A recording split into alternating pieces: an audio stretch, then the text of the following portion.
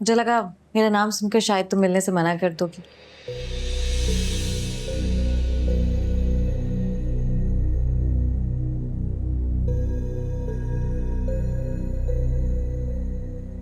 इस तरह तो अपनी शक्ल भी बदलवा कर दी, क्योंकि मुझे आपकी शक्ल देखना भी नहीं पसंद। शक्ल तो तुम्हारी खैर मैं भी नहीं देखना चाहती, लेकिन क्या करूं, तुमने अटैक ही इतना पर्सनल किया था कि मुझे पर्सनली आना पड़ा। कुछ पर्सनल नहीं है लेना।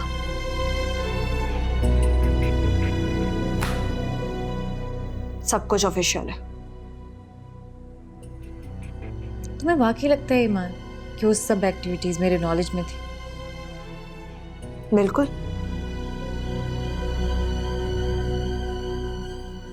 इसीलिए तो आपने ये सब नोटिसेस इग्नोर किए थे। कम ऑन, अगर मुझे जरा सा भी आइडिया होता तो तुम्हें लगता है मैं चुप रहती? चुप रहने की तो आपको आदत है लैला।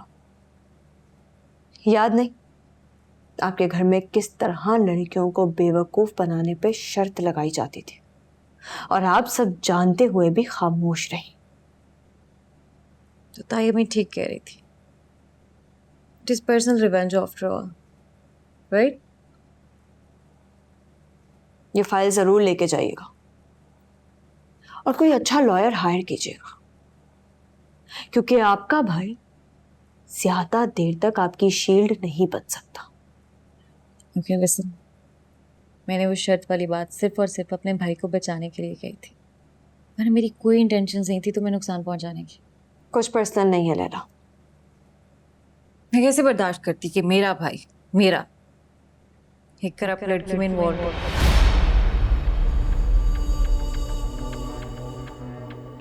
करप्ट तो नहीं हो क्या?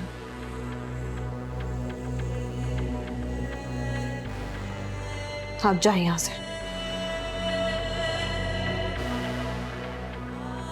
अगर तुम कुछ लेन देन करना चाहो तो हम बात कर सकते। I said leave.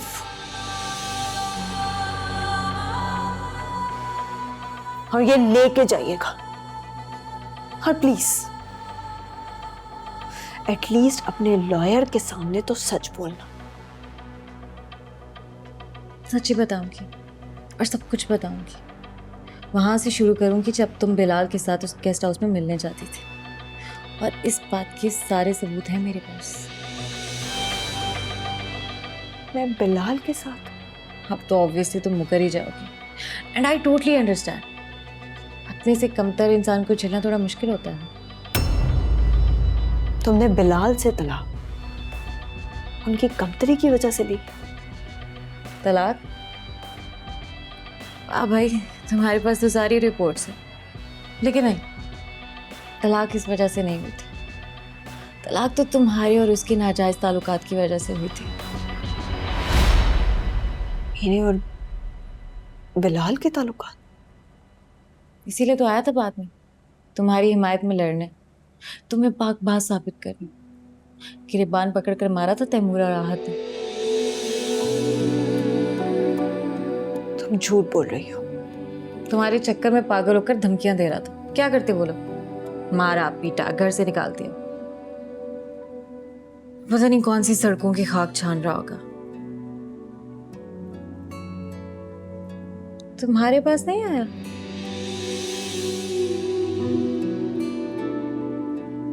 Okay, don't be scared. Look, अगर तुम पर्सनल ग्रजेस खत्म करके आहत को रिलीज करवा दो तो ये बातें कोर्ट और लॉयर तक नहीं जाएंगी। I promise. लैला, तुम खुद जाओगे यहां से या मैं गार्ड्स बुलवाकर तुम्हें बाहर फेंकवाऊं?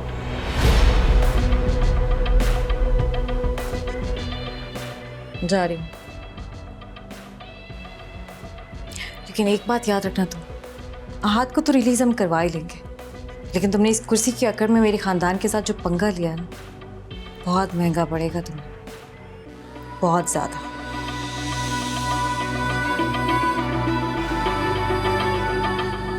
तलाक इस वजह से नहीं हुई थी। तलाक तो तुम्हारी और उसकी नाजायज ताल्लुकात की वजह से हुई थी, इसीलिए तो आया था बाद में तुम्हारी हिमायत में लड़ने, तुम्हें पाक बात साबित कर। तुम्हारे चक्कर में पागल होकर धमकियां दे रहा था। क्या करते बोलो? मारा पीटा, घर से निकालते।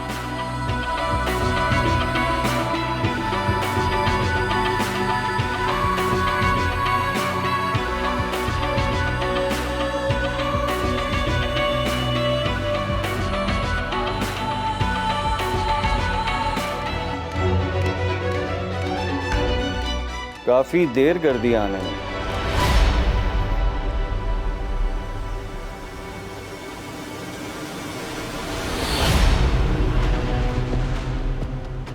आप यहाँ क्या कर रहे हैं? निकल जाए यहाँ से। तुम क्या कर रही हो? मैं कह रही हूँ भाई दफा हो जाए। कल रात कहाँ थी?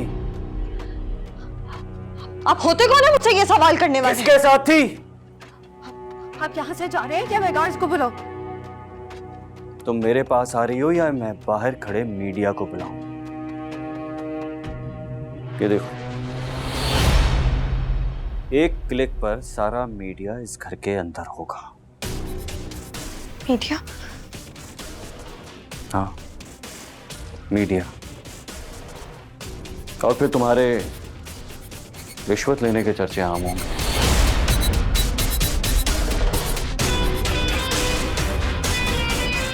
सॉरी मैडम, बिलाल सर के आर्डर्स है कि सिक्योरिटी रीजंस की वजह से आप उनके आने तक कर नहीं जा सकते।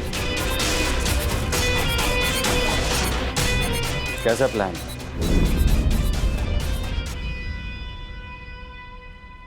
आप? मैं तो सिर्फ अपने भाई को छुड़ाने के लिए तुम्हारे कहने पर रिश्वत लेकर यहाँ आया हूं।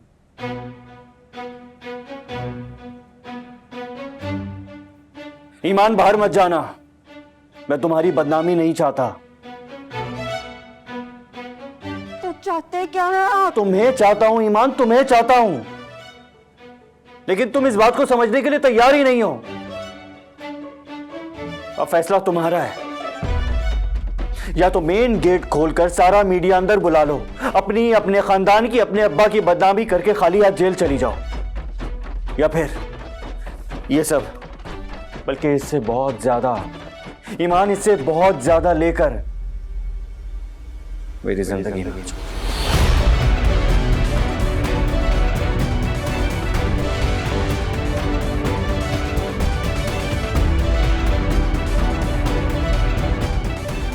क्या सोच रही हो? ऐसे हालात में सोचते नहीं है ईमान। फैसला करो। अरे सलीम चाचा, क्या होगा इनका तुम्हारी बदनामी के बाद? सॉरी। कहां जा रही हो ईमान? बदनाम होना है क्या? अगर बदनामी और बदकिरदारी में से किसी एक को मुसल्लत होना है तो मैं बदनामी को चुनूंगी।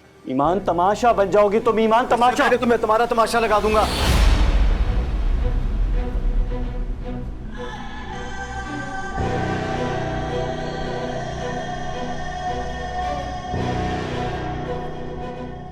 तुम यहाँ क्या कर रहे हो?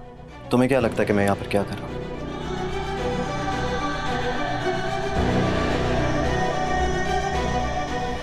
तुम जैसे गली के कुत्ते के गले में नया पट्टा डालने से वो शेर नहीं बन जाता। इसीलिए अपनी औकात में रहो बेटा। औकात में तो तुम रहो। ऑन ड्यूटी ऑफिसर का गिरबान पकड़ने का मतलब समझते हो तुम? On duty officer? इसके बलबूते पे चल रहे हो तुम। एक चुटकी में तुम्हें और इसे बर्बाद करने के साथ साथ बदनाम भी कर दूंगा। अच्छा, ऐसा है क्या? सोचो ईमान, तुम्हारे घर से इस रिश्वत के साथ साथ एक आशिफ भी बरामद होगा तो तुम्हारा क्या होगा? क्या होगा मुझे भी बताएं। सस्पेंड तो होगी, लेकिन साथ में जेल भी पक्की है। अच्छा, ऐसा होता है क्या? हो जाएगा।